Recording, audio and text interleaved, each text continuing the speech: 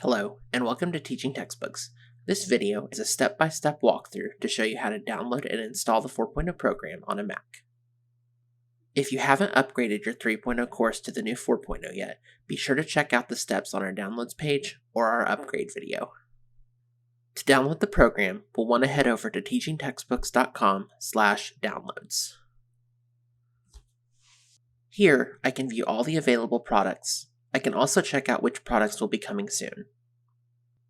My student is using Math 3, so I'm going to click the Mac button next to Math 3 to start the download. Download times may vary based on your internet connection.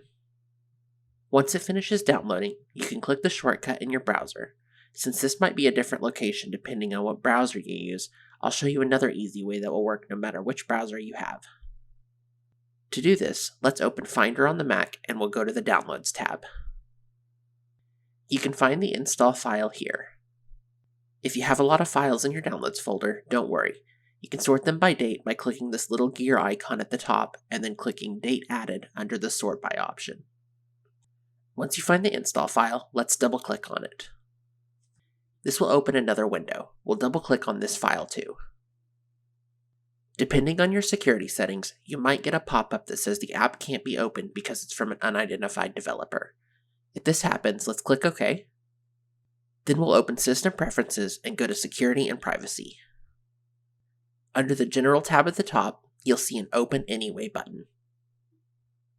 Click Open on the new window that appears. You should be at the Setup window now. Click Continue. Click Install. Type in your password or use Touch ID to verify. That's it, we're done installing the program. Click Close. To open the program, you can head back to Finder and we'll go to the Applications tab. The Applications folder is usually organized alphabetically by default. I'm using Math 3, so I'll scroll down to Math 3.